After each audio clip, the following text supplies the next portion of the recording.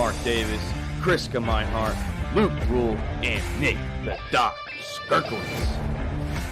That is right. This is the time that everyone has been waiting for. All About the Balls podcast is officially live on YouTube, Facebook, and Instagram. That is right. I am Mark Davis. This is, like I said, All About the Balls podcast, and I'm joined alongside in the Sack House with a founding family member. That's right, an OG of this show, Christopher Gemeinhart.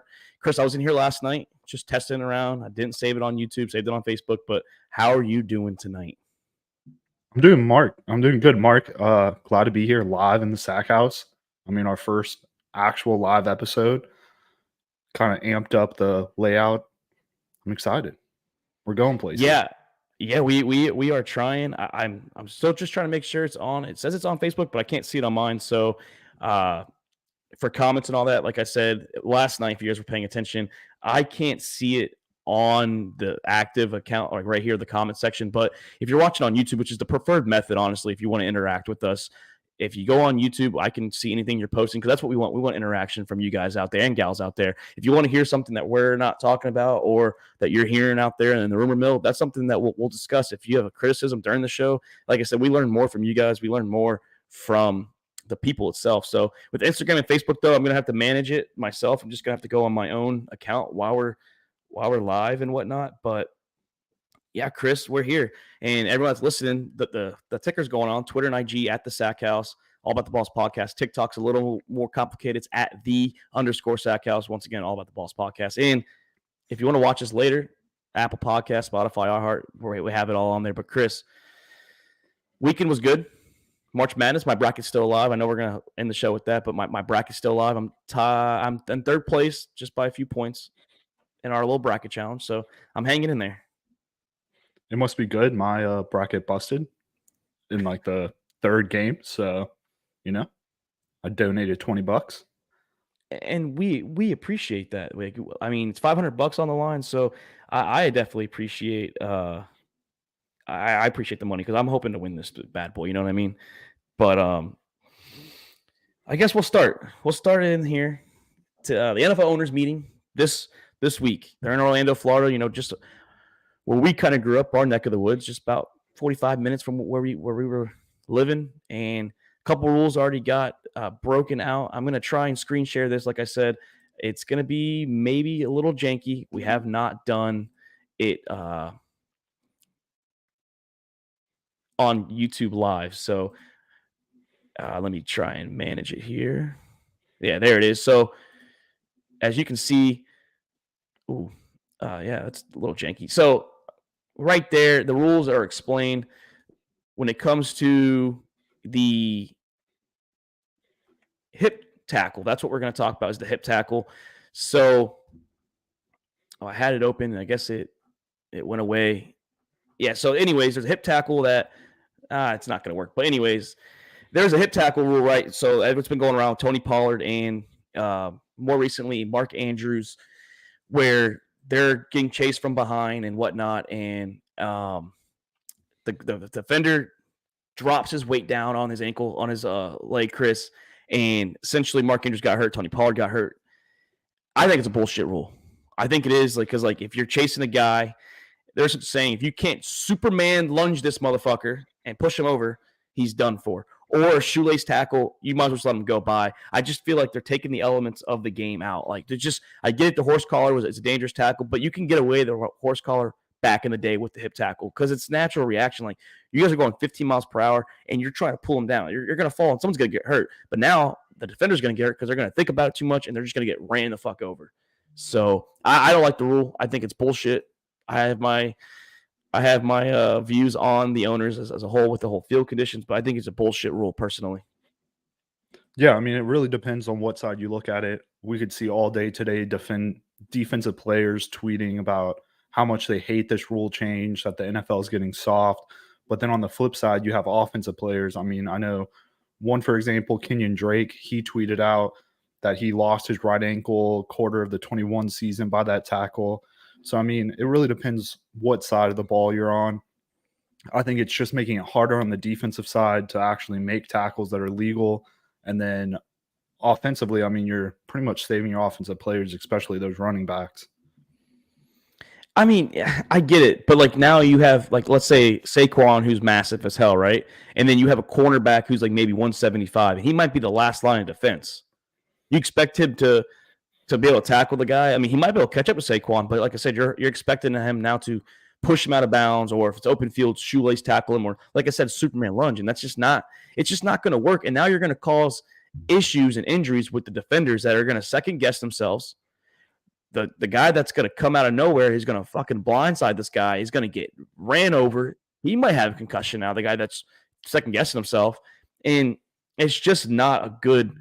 I just think it's not a good look. And the owners are, in my opinion, hypocritical. They don't believe in the studies with the field conditions where it causes more non-contact injuries, but they'll believe the studies, which actually, according to a guy on First Take, I forgot his name, he said that it's been a 4-year low with lower extremity injuries. So was the hip tackle really an issue this year? I mean, or are they just fucking trying to find something to bitch about? I think it's that part. Yeah, I mean, I think we saw the biggest hit was Mark Andrews. I mean, that was a huge loss for the Ravens. And when, I mean, I might be mistaken, but that was a primetime game, right? It was Bengals. Yeah, it was Bengals in yeah, it might have been because because the second game was Thursday Night Football. Because remember, there was no Joe Burrow, or Joe Burrow got hurt that game too. He hurt his elbow. Yeah. So too bad we don't have Luke Rule, the Ravens expert, here to tell us if it was a primetime game or not. But it was Thursday. No, it was Thursday night. It was primetime.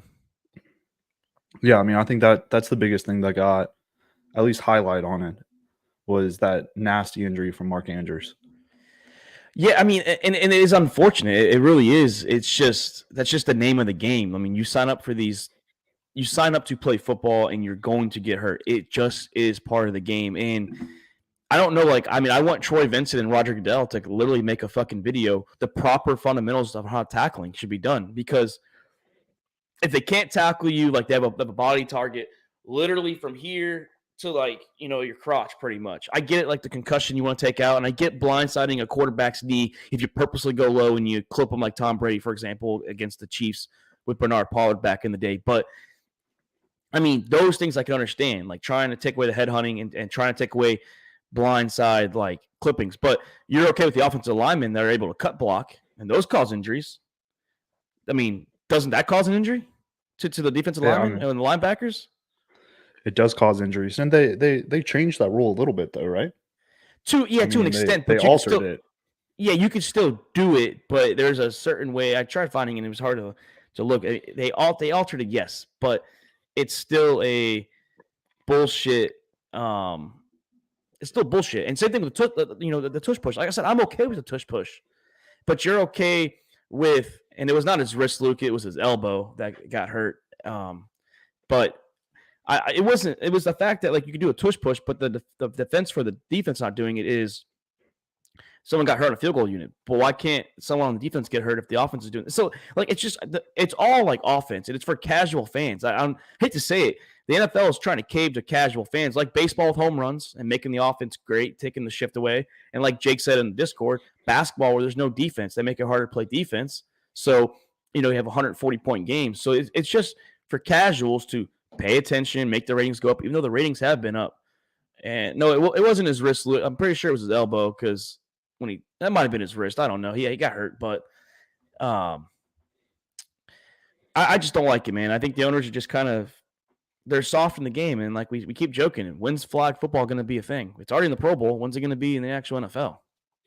Well, I mean, I think you hit it on the spot. I mean, the NFL and we joke about the script writing, we joke about all that, but at the end of the day, the NFL, all they care about is money.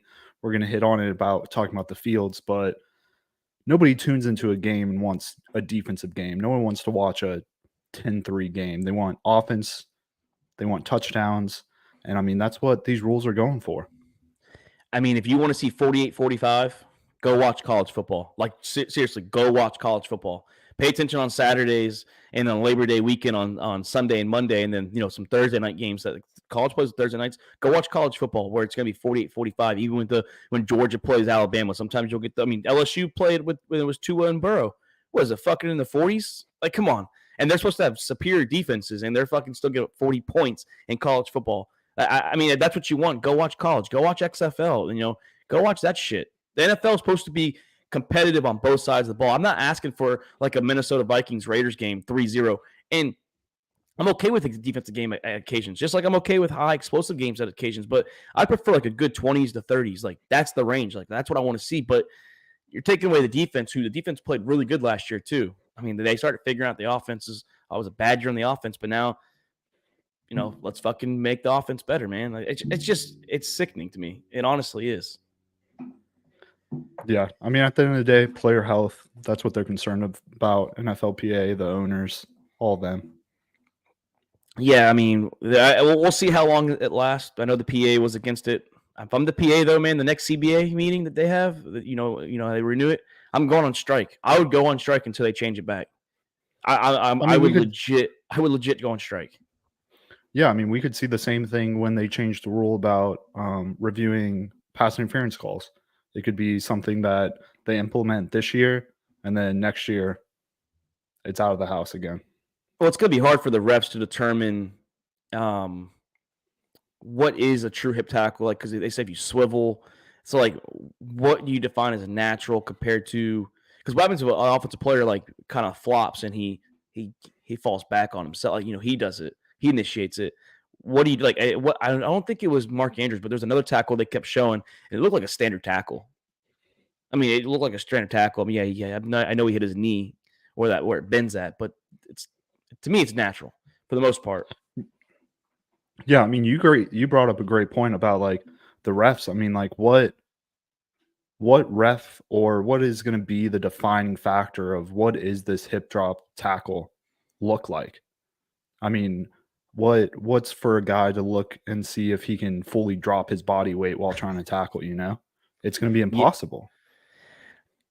Yeah, I'm interested to see it. Like I said, they protect the quarterback, and now they're protecting the overall offensive player, and it sucks, but it is what it is, Chris. There's also a couple more rules. Well, one that did get passed, the NFL challenge rule. Back it used to be you get both your challenges successful, you get a third challenge. But now they're saying if you just get one of the two correct, you get that third challenge. And I kind of like it. I mean, I get it. Like challenges now. I mean, for college is different, but NFL, like you rarely see two challenges go anyways. But now that maybe if you get one correct, maybe they'll start challenging a little more things. So I kind of like that rule. I think it's a good rule, honestly. I think the NFL owners did something right there. Yeah, no, I completely agree with you. I think the NFL definitely wants to see more challenges coming from the coaches. That's exactly why they're offering that third one up, especially if the first one gets approved. And these coaches aren't getting, or they're not calling it themselves. They're from the booth, the team up there, that the coaches that are seeing it on the screen, and they're saying, "Hey, should we throw this? Does Bill reach in his sock or does he not?" Well, the best part is the throws too. Like I'm always anticipating, like what kind of throw are we getting from these coaches? Like you see Bill sometimes just fucking throw it right down, right in front of the ref's foot. Like pick it up, bitch. And that's what he's trying to say. He's like, pick up my flag, bitch. But no, I like it though. I think it's a successful. I think it's successful. I like that one, and not that much to it. I mean, really not much to talk about. Just it's there. And then another rule, Chris, that they're actually proposing is the XFL style kickoff rule. And honestly, I like the old style kicks back when they used to return it, but now they don't. I'm actually going to attempt it this time to screen share my screen because I want to show the photo of like how it's going to set up. But first, the rule essentially is very simple. It is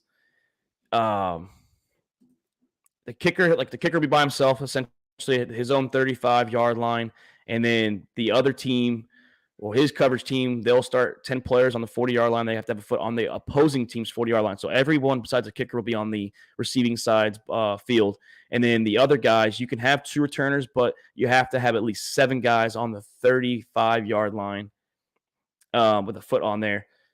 So, and then you can have 2 back there, but pretty much there's a landing zone. Hopefully this photo will load, but there's a landing zone from the 20-yard line to the end zone, Chris, essentially. And the way that touchbacks are, if you don't get the ball before the landing zone, it starts at the 40. If you kick it on the fly through the end zone, essentially, I have it right here. Yeah. If you kick it through the end zone in the air, it's on the 30. But if you bounce it, hits the landing zone and bounces in, Chris, it will be up the 20-yard line. So I think we're going to see a lot more kicks, but you can't, no one gets a head start. And the kicker can't cross the 50 until it's touched. And the players on both sides can't move until the ball's touched. So I think we're going to get a lot more returns here now. Yeah, I think that's what the NFL is trying to go towards. I mean, watching games last year, I rarely saw a kickoff return. It was always a touchback. So, I mean, this would definitely add a little bit more of that excitement that we were talking about, offensive plays, at least for the special teams. And get those special team players involved, you know? They're people too. Yeah, I've seen some of the XFL ones. A lot of the guys get back to like the 35-yard line. So, I mean, you're going to have some better starting field position most likely just because they don't have that running start. And that's the point. Like, they want to have kickoffs there, but you don't want to have the full momentum of now CTE, concussions, or whatnot. So they're trying to eliminate that part of the game. But it is good to see the kickoff back, being used. I mean, I like it. I mean, it will give now some of these guys a chance to – because, like, I know they were talking on Pat's show. They were talking about if you just eliminate special teams, you're taking people's jobs, essentially. You're taking a good element of the game out, too. Special teams is a third phase of the game. We always talk about offense, defense, but special teams is very important in the NFL and college football. Yeah, I mean, we saw them try to implement that new rule last year, kind of like going after what college is doing, that even if you're not in the end zone, you can call a fair catch and it's still a touchback. And we kind of saw that. We kind of saw that backfire because all we got was touchbacks at that point. I mean, it's what college is essentially too. Like, you don't see a lot of returns. Like, I mean, you see some. Like, I'm not saying you don't see any, but you see a lot of touchbacks. And I think it's a stupid. I hated it whenever they agree with that. That's one college rule I did not like the NFL using. Like, I just wish the NFL and college honestly would have the same rules essentially. It would just make so much more sense. I've had arguments with guys in my previous space about like the 1 foot. I think having 1 foot in bounds is soft. I really do. I just think it's dumb. The rule I hate the most in college is when you fall to the ground, you're down even when you're not touched. That's the rule yeah. I hate in college. I don't like that one either. I think that one sucks because like there's some guys that fall with like 10, 15 yard separation and they're like shit, like, and they can get maybe still get like 10 yards and then, but no, I just there's another call like back before I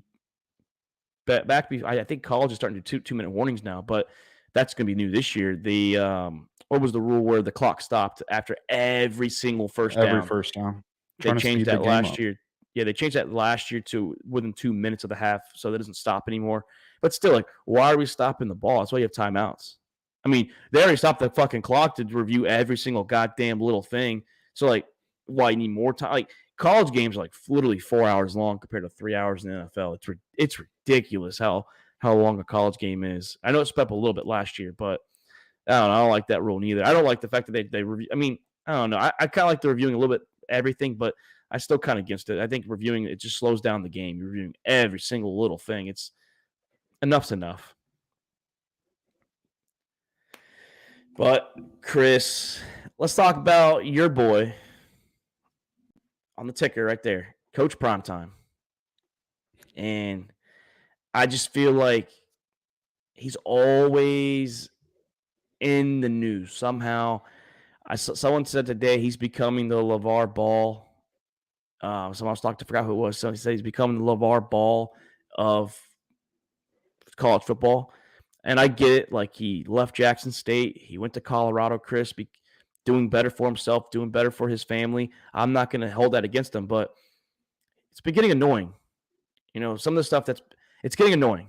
And I don't care who it is. I think, like, college players in general nowadays, Chris, they're entitled. We've talked about with Caleb Williams coming. Apparently the rumors were he didn't want to play for Chicago, and now Shedeur Sanders and Travis Hunter are apparently pulling Eli Manning on certain teams. There's a handful of teams that Coach Primetime is talking about. I don't like it. I think it's bullshit, honestly, in my opinion. No, I mean, it's bad. It's bad for Sanders. It's bad for Hunter. I mean, already getting that rap that kind of like Caleb Williams is getting. I mean, he's already looked down upon about being dramatic with not wanting to go to Chicago and then having to flip the switch at the combine. And I mean, you hit it on the nail. I mean, primetime just loves being in the news. And I think it, I don't know. I think it'd be a poor decision for either one of them to pull an Eli. And I'm not even a fan of like I get why Eli did it. He wanted to better himself. But hey, when you're same thing with John Elway, he did it with the Colts back in the day, and then Bo Jackson did it with the Bucks. I mean, if you're that great, guess what? You're going to a shitty organization. That's what happens. If you don't want to go to a great organization, maybe you should suck a little more in college and then ruin your draft stock. Because guess what? Shador Sanders or Eli Manning back in the day, or Caleb Williams. I don't think he washed that back, or he brought that back. So if you're that good, you're not going to like the Kansas City Chiefs and competing with Patrick Mahomes. You're not going to the Philadelphia Eagles and competing with Jalen Hurts, the Cowboys, with Dak Prescott. You're going to the Tennessee Titans. You're going to the fucking Washington Commanders. You're going to these teams, and guess what? There's been a handful of quarterbacks that were asked to do the same thing you're doing. Peyton Manning was asked to do it, right? Turn the Colts around. RG3 was asked to do it for Washington. And guess what? First year, took the at the time Redskins to the playoffs and was close to winning a playoff game. Andrew Luck, his rookie year, did it too. It's Commanders now. That's why I said at the time Redskins. It's factual. They were the name of the Redskins back in the day. But you're asked to do that stuff. And Travis Hunter, same thing. You're going to be, we think, of the first guy to really play receiver and corner in a long time. I mean, you're going to go to a bad team. You're both projected to be top 5 picks. That's just the way that the NFL works. I mean, I guess you can sit out a year, but you're really going to do that? I don't know. It's a bad look to me. Yeah, we're going to see. I know Prime didn't really list the teams that he didn't want them going to, but I mean, I think we can literally name every single team right now, all 32 teams. We can say yes or no if that's the teams they're talking about. I mean, we can start with the New York Jets. I mean, does he really want to send his boys to the New York Jets? Maybe now with Aaron Rodgers, but Shador's not going to play quarterback over Aaron Rodgers. So like it's just like that's not a realistic situation. Do you want to go to the Patriots? Patriots could maybe. I mean, do you trust the Jared Mayo system? I mean, we haven't seen it yet, but do you trust Jared Mayo? I mean, like, so like, who do you want to go to? No, exactly. I mean, and if you hit it on the nail, like if Sanders is a generational quarterback and he's so good, then it shouldn't matter what team he goes to. He can turn it around. I mean, look at CJ Stroud. You think anybody wanted to go to Houston last year? He goes there. Houston builds around him. Great draft in 23, and they go to the playoffs and they win their first playoff game. Yeah, they won their first playoff game. Well, they won the must play in game against the Colts the week before. That was pretty much a playoff game, in my opinion. I know it doesn't go against your playoff record, but he won a must win game. And I believe I don't want to say the wrong. I don't know if it was Indy. I thought it was Indy, but anyways, then you host a game, and who they beat last year in the playoffs? They beat the hell out of the Browns. The red hot Browns with Joe Flacco, a Super Bowl quarterback back in the day. With who we were saying was the top defense in the league, and CJ just lit that secondary up. And yeah, and struggled against the Ravens, but hey, that's expected. You know, that's the number 1 team in the NFL record. Well, tied for the number 1 record-wise, but number 1 in the AFC. So like, but guess what? Like you said, C.J. Stroud, I mean, he was happy to go wherever he got drafted. And probably, yeah, if you ask him, do you want to go to Houston? Or but like you're going to teams that need quarterback. You're not going to a team that already has an established quarterback. That's just not going to work. Unless you think you're going to go to the Detroit Lions and take over Jared Goff's spot. Maybe that's realistic, but like, I mean, Jared Goff's playing good football right now, so you think that's going to happen? Like, I just want to know the teams that you're saying. Are you saying all the top 10 teams? Because, they're in the top 10 for a reason. And why would you want to go to the NFL and sit behind somebody? If you're this great player, don't you want to go into the NFL and start right away? Yeah, I mean, there's only really one quarterback that, Hurts sat for a year behind Wentz, but Mahomes sat a year behind Alex Smith. And I think that was great because Mahomes wasn't, he was a gunslinger in college, but he wasn't like right there ready to go. I think right now, I think it was good for him to learn behind Smith. But Deshaun Watson, he came in, I think, pretty quick. Actually, Deshaun didn't start right away, but he came in within a few games, and then he got hurt. I don't know. You're going to the top 10 for a reason. These guys suck. You're supposed to be great. I mean, stop being. I just feel like this is not. It's not just Shador Sanders and Travis Hunter.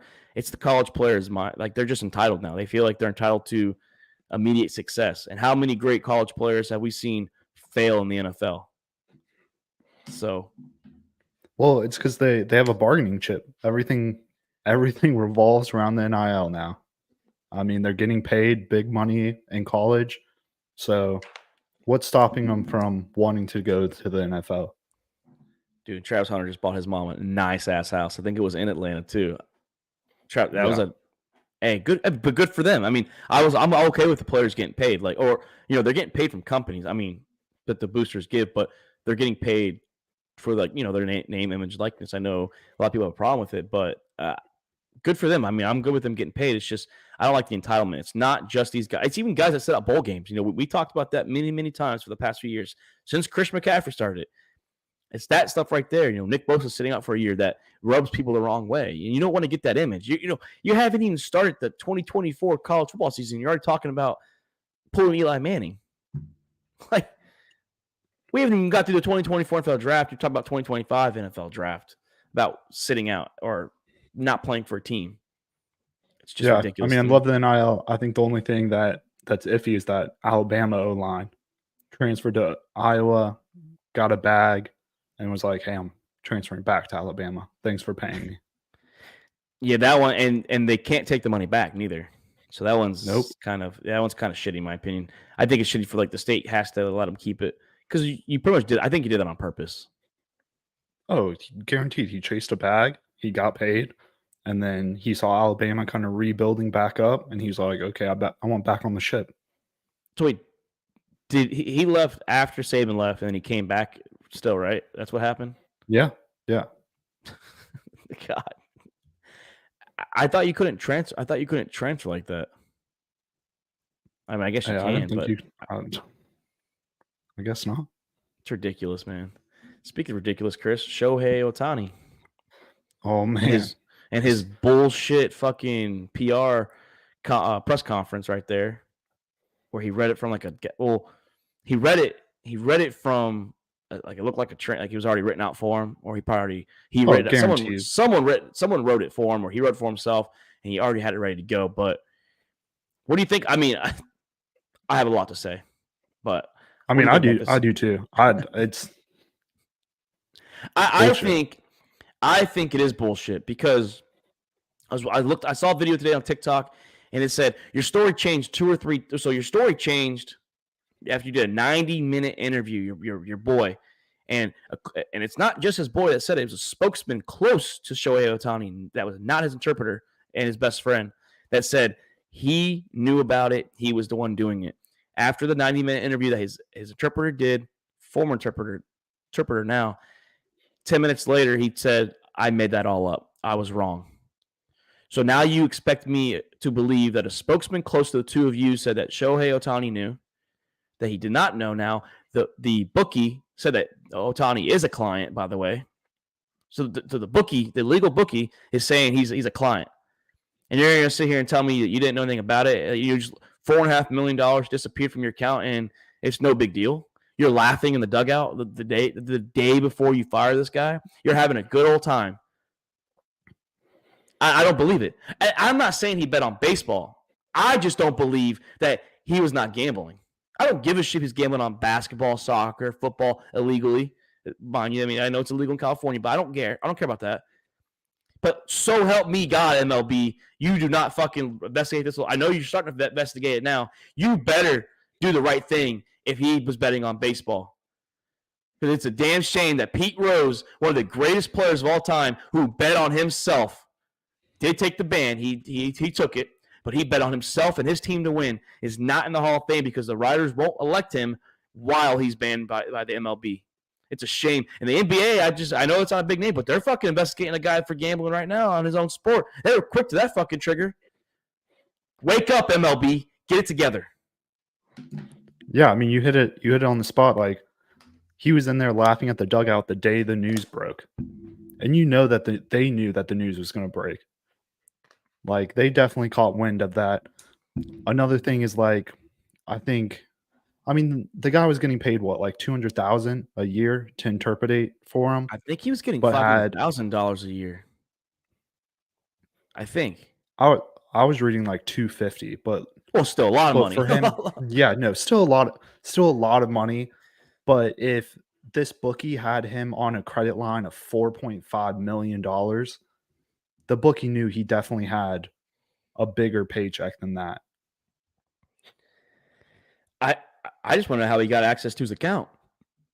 Yeah, no, I mean, that's what I said is that why does he have access to your bank accounts?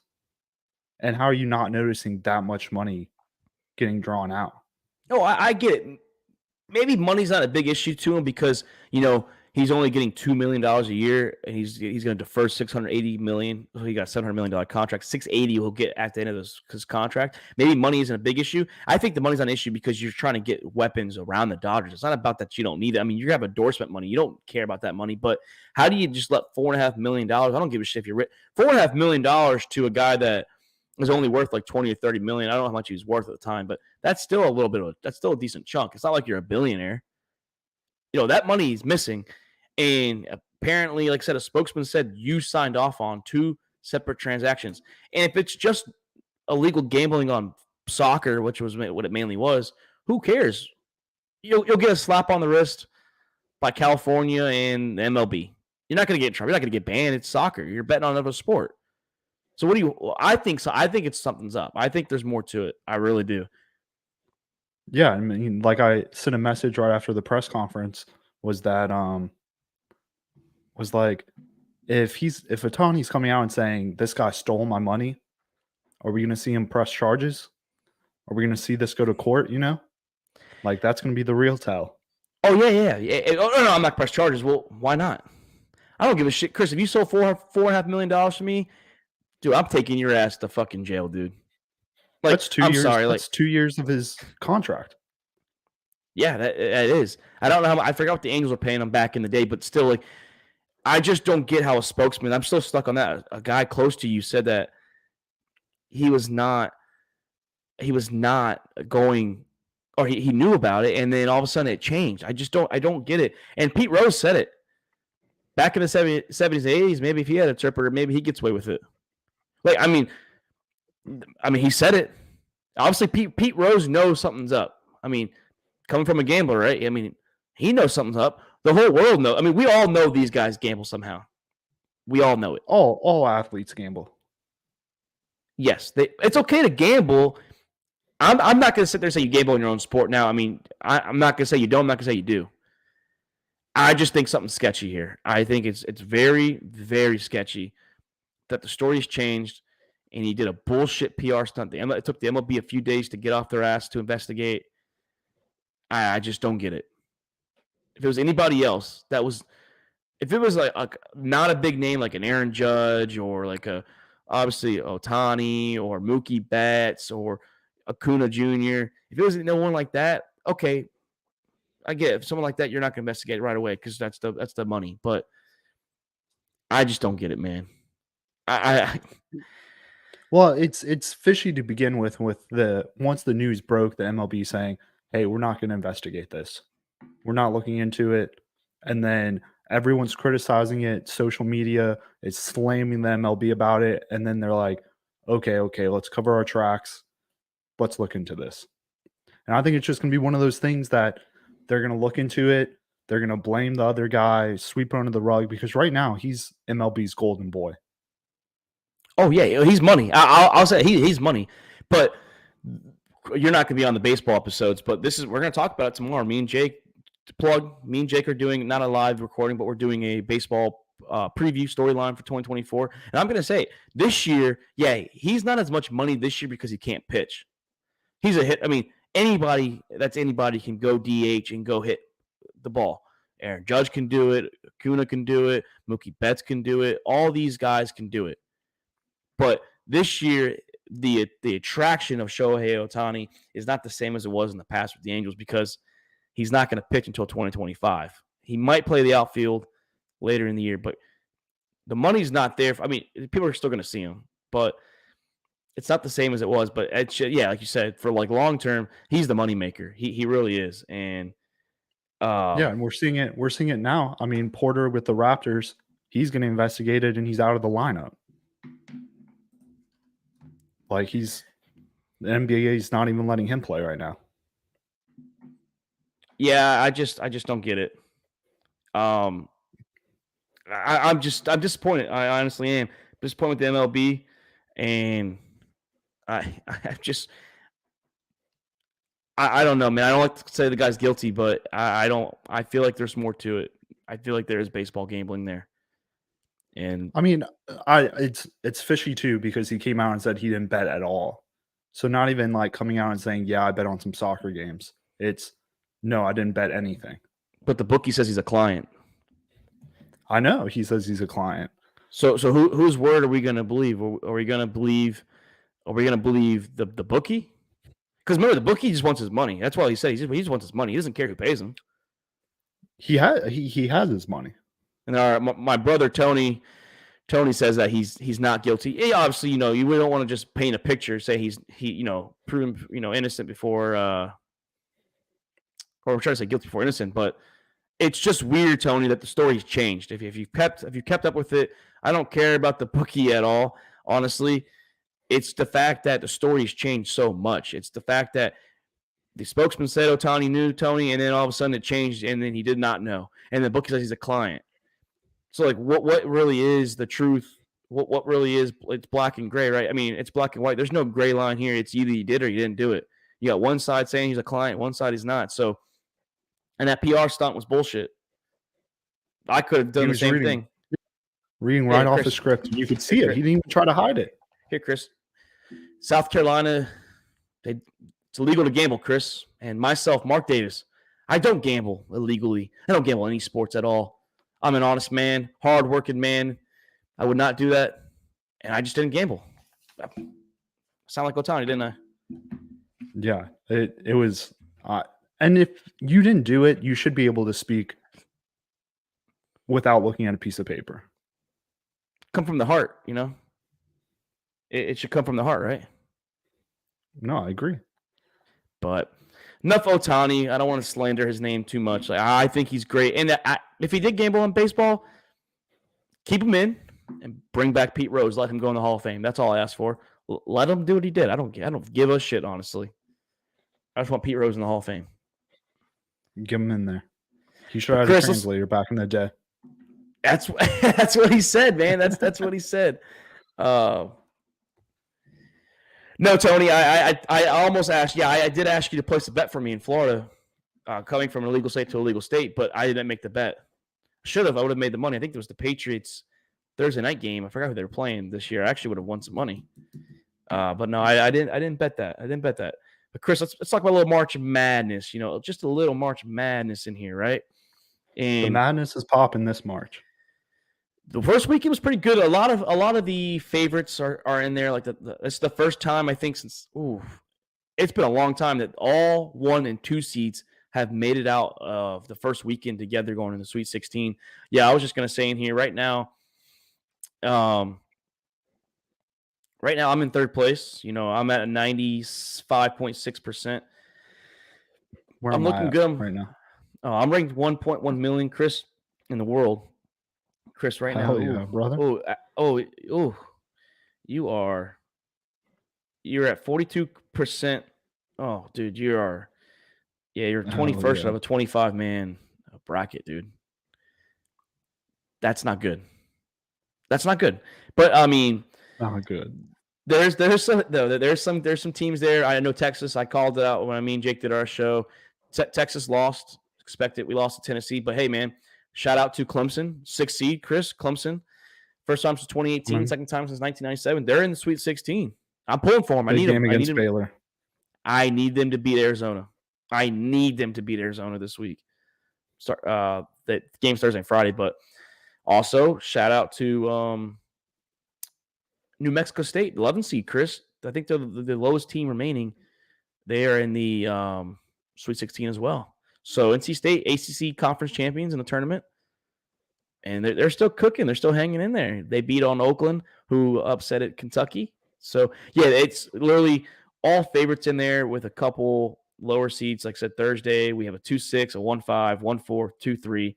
So I'm pretty expected. Then a 2-11, 1-5, 1-4, 2-3. So really, a year that we thought was going to be a lot of madness with the upsets. Not that many, honestly. And rematch of last year's championship in the Sweet 16, UConn versus San Diego State. Chris, dude, this is a good tournament. It's been some good games. Yeah, I mean that Colorado Marquette game, that was a really good game. Came right down to the wire. Colorado almost pulled it up. Well, SEC not looking too good right now. Both Colorado's game, Colorado and Florida, was a hell of a game, 102-100. Like holy shit! Like that was like NBA style game in like less time, 8 minutes less, and they're playing. It was a buzzer beater, almost a buzzer beater. A couple seconds left. Some say Florida got robbed. They did. It was a push. That was a push off. That was. I hate the Gators, but some say Florida got robbed. They did get robbed, dude. they got robbed. New Mexico State. They lost, man. That hurt me because I had them in the Elite Eight. That was my Cinderella team. I had 11 seed New Mexico State in there deep, but no, man, it's.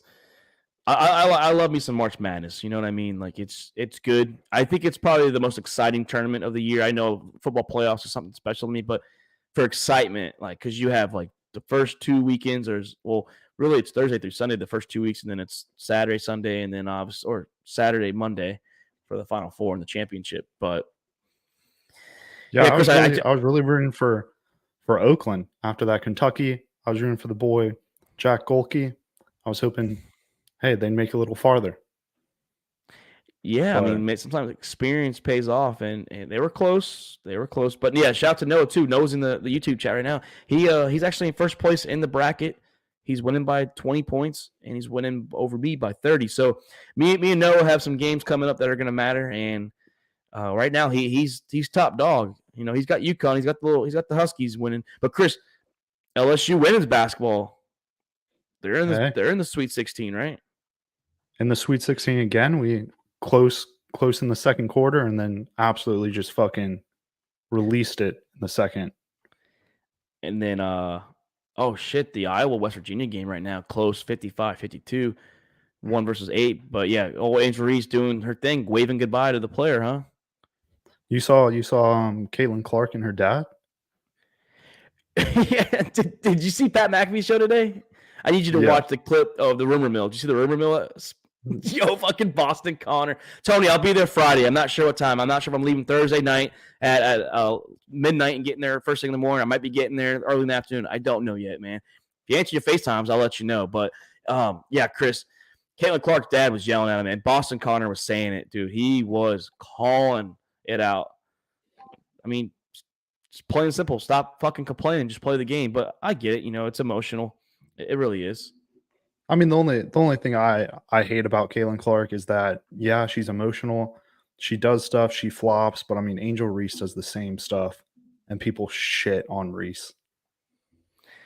Well, I think the Reese and Caitlin Clark, I know we talked about last year. And then I talked about with a guy at my previous base because he's a Iowa fan. So, like, the whole like, you know, Caitlin Clark, you can't see me thing. She wasn't, so before the championship game, she wasn't doing it at the player that she was playing against. She was actually doing it at, her team, and it got blown up. And then obviously Angel Reese did what she did, and she did it right back. Yeah, Tony, we got the stars. Appreciate it. Hey, shout out to you, Tony Cardozo, with sending those stars for us, man. What a pay attention to the show. But Chris, Angel Reese got a bad rap, and she does. I feel like Angel Reese is getting that Draymond Green rap, not like being a dirty player, just the like the attention essentially. Yeah, I mean, she does some dirty stuff. She pulled the South Carolina girls' hair last week. I think it was in the SEC championship game. But hey, I'm not gonna lie, I did find myself I actually know more college women's basketball players this year than the men's. And well, I think honestly, I think I agree with Caitlin Clark that the women's March Madness is a lot better than the men's. I agree. Like, I mean, I think it was Stephen A that said it too, and same thing with Pat. Like, I don't watch much WNBA. It's nothing like being sexist or anything like that. I just don't. I don't find it like. It's just not very interesting, and it's not on them. Yeah, It's not. I mean, it's just bad. First off, it's bad marketing, and it sucks. If the marketing was better and they actually put more money into it, and but I did find myself last night watching the Stanford and Iowa State women's game, and that game was back and forth, dude. Like that, dude, Yeah. 3 after 3, like long 2 after long 2. I found myself like, damn, like I want double overtime. I want triple overtime. It did go to overtime, and I was sitting there like, God damn. And Stanford's best player fouled out. So yeah, I found myself actually watching a college women's basketball game, and honestly, Steve and them are right. Caitlin, not just Caitlin Clark, but she's like the Shohei Ohtani. She's the main attraction because of what she's doing. But you have your Angel Reeses, you have your Paige Buckners out there. You have the South Carolina women's basketball team. Like it's decent. Like it's not bad. It's not bad. I'll say I'm actually interested. I'm actually paying attention to it a little bit more now that I saw what I saw. We should have did a women's bracket. Fuck it. I was actually close to shooting as a joke, but I was actually close to asking if we want to do it. Maybe next year. Maybe next year. Maybe we'll have 2 brackets. But normally I feel like in women's, it's usually the top seeds that usually advance. It's like the Cinderella teams aren't too many upsets. Yeah. Yeah. You just don't. But I just don't think. I mean, I just think the women's basketball this year was just more entertaining than men's. I mean, you just named it right now. You named a couple key like golden girls, pretty much, I guess you would say, of women's basketball. But like, can you really name some of the elite men's basketball players this year? I can't name a single men's player. I think I can name the guy from Duke because he got hurt the other day, like on a court storm. Like you have more known players in the not WNBA, but women's college basketball than you have men's right now. And I don't watch much college basketball at all during the year, and I can at least usually name players. And I want to do. I don't think anybody does, honestly. I take that back, Tony. I didn't want to cut you off. Thanks for the 99 stars. I don't know stars. I don't know how that all works for Facebook, but 99 seems like a lot to me. I don't know. Like I said, I don't normally go live on Facebook, so I don't know. The only time we go live, Chris, is when we do the draft order we do for fantasy. So I don't know if 99 is good. I just want to say thanks to you again, Tony, for the support there. But yeah, back to that, Chris. Yeah, there's a lot more women's players this year. I don't know. It's more exciting, honestly. And I think if Kobe was alive still, I think the women's basketball sports for a college and WNBA would probably be better. I think he would actually promote that a lot better. I mean, Shaq's over there at every LSU game, supporting Angel. Yeah, Shaq is a big Angel fan, but no, Chris, man, I had fun tonight, man. This was fun. It was a good start. It was great live. Yeah, I mean, it's honestly, I think it's gonna get better. I know this was kind of like the feel me out kind of episode. I know I went here by myself. I talked for like 20 minutes, literally, to Wendell, who's actually just commented. Appreciate you, Wendell, for listening. He was just going back and forth on Facebook. I was just talking shit with them, and we're going to do a live episode, I think, when we get back. When I get back from Florida this weekend, I'm going there for Easter weekend. I think we should do a draft expectation video. It's all just draft news related, what we're expecting, what we want to see, the rumor mill, all that stuff. We should talk about it, I think. I think it's a good time. We're exactly a month away. Exactly 1 month away from the draft. So it's time to start teasing it. We're going to do a mock draft 1.0, Chris. We keep saying it. We don't do these 2-0s, 3-0s, 4-0s. We're not Mel Kiper and Daniel. Yeah, we give one. We're not insiders. We're fake insiders. Well, Jake will have insider names up there. We don't know. His little handle reminds us at the Sack House. His changes. Last time we did basketball episode, he put Yamamoto 45 ERA. So shot at him. So, yeah, I mean, I know you didn't have anything this time, but you were a Patriots insider when we tried doing this when my shit froze up. But we're also going to do the draft watch along. Unfortunately, on Instagram only goes live for an hour. So that's why I recommend YouTube and even Facebook if you got me on there. I know it's a common name, but go on YouTube and Facebook. You get the whole 4+ hours. Don't know how long Chris is going to be in here and Luke and Alan and Doc, but I know myself and Jake will be here all 4+ hours. We're going to start a little before, and then we're going to stay a little after. Just kind of recap it, talk about round 2 real quick, and then sign out. But, Chris, that's going to be a fun night. Yeah, Mark. I'd love to get in here in the Sack House and talk literally anything with you. I love balls, love sacks. Combine them, especially Yeah, with you. I, I'm not gonna lie. I wish my sack looked like the logo. Like I wish it could have a perfect football and perfect baseball and football or basketball there. Riz brought a point. We don't have a golf ball in there. That's another ball we're missing because the Masters is this week, or I'm sorry, this month, or well, a few weeks. It's in April, but it's in a few weeks. That's the Masters, man. That's a big time. I know you don't watch golf, but you'll have it on your TV. Hey, rumor is Happy Gilmore 2 is coming out on Netflix in production right now. Can't wait. I would fucking love that one. There's a lot of remakes. Beetlejuice 2 is getting one. Like, did you watch the Beetlejuice trailer? it was pretty good. Looks good as fuck. It looked good. Michael Keaton, dude, he came back as Batman in the Flash movie, and now he's come back as Beetlejuice. Michael Keaton's is a goat. He's a goat. I'll give him that. I'll give him his flowers. Yeah, they just keep bringing back our childhood stuff. Honestly, it's good. I mean, yeah, it's amazing. Honestly, like just some of the stuff they're bringing. But no, I can't wait, Chris. Like I said, to get back here next week. I know myself and Jake, we have 2 episodes this week. We're going to do a baseball episode, and then we're going to do a basketball episode. And like I said, busy bees. I wish we'd get you in there, but you don't watch basketball and baseball. You don't watch anything that's not on grass, essentially. Besides, well, baseball is grass, kind of, but you don't watch it too much. I watch college baseball. I'll hop on and talk. How's LSU doing? Baseball.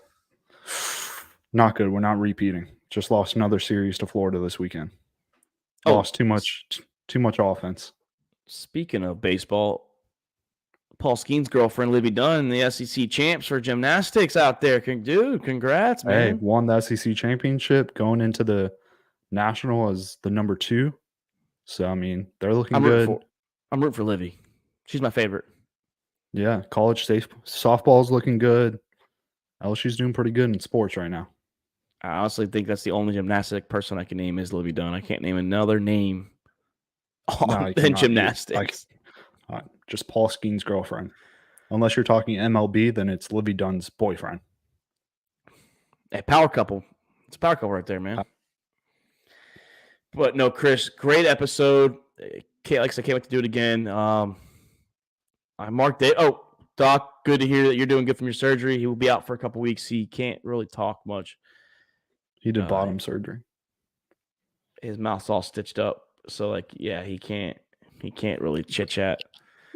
So, I did ask him about that. I asked him how it went. I was asking for a friend.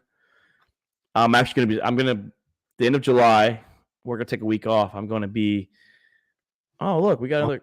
Let's get the gymnastics bracket going. I'm not gonna lie. I don't know who Stephanie is, but she really pisses me off because she's always doing good in all her challenges. I've never met her, and she fucking kicks ass. And you bring her in for the weekly picks last year, towards the end of the season, and she starts dominating. And I'm like, what the fuck is going on? I have a strong feeling it's not really her picking and it's her husband picking. Steph, I could be wrong, but I just have a good hunch. I don't know her husband, do I? Because I know Gage kind of and Noah. No, you don't know. You don't know any of them. Is her husband in the fucking picks? Because get that guy in there. Hey, Steph, ask your husband. More money. I thought she was doing good for a little bit in the bracket. The first couple days she started off good. I think she fell off, but yeah, she's dead last now. Not rooting for you to do bad, but not rooting for you to do good either. Like I said, you come in this my shit, you start taking a lot of money. Oh, sorry. I don't gamble. I read that earlier. In my press conference. But no, yeah, no. That gambles. Yeah, Stephanie, if you want to get a gymnastics bracket going, I'll play along. Let's make that one $5. Let's make that one $5. Make that one like maybe 50 cents. But no, yeah. Thanks for everyone that's listening out there. Like I said, follow us on Twitter, Instagram, TikTok. Jake does a great job on the Twitter feed. And then, like I said, Apple Podcasts, Spotify, iHeart for just the videos. And like I said, we post to YouTube as well. So I'm Mark Davis. That's Kriska Meinhardt. This is All About the Balls podcast. And we are out.